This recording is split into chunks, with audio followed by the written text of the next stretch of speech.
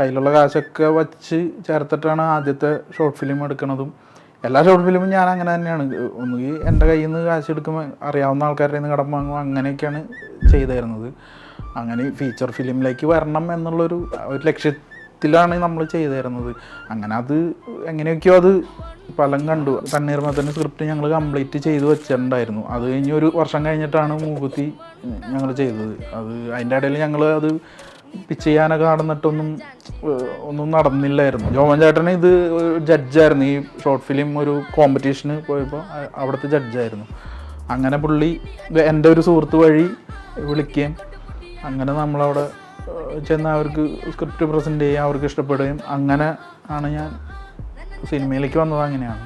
നിയോ film റിപ്പബ്ലിക്കിൻ്റെ script pitching festival registration open ആയിട്ടുണ്ട്. അപ്പോൾ നിങ്ങളുടെ കയ്യിലുള്ള ഷോർട്ട് ഫിലിംസിൻ്റെ സ്ക്രിപ്റ്റുകൾ നിങ്ങൾക്ക് പിച്ച് ചെയ്യാനുള്ള ഒരു അവസരമാണ്. അപ്പോൾ എല്ലാവരും എത്രയും പെട്ടെന്ന് അതിൽ രജിസ്റ്റർ ചെയ്യണം. അപ്പോൾ ഈ സംരംഭത്തിന് എൻ്റെ എല്ലാവിധ ആശംസകളും നേരുന്നു.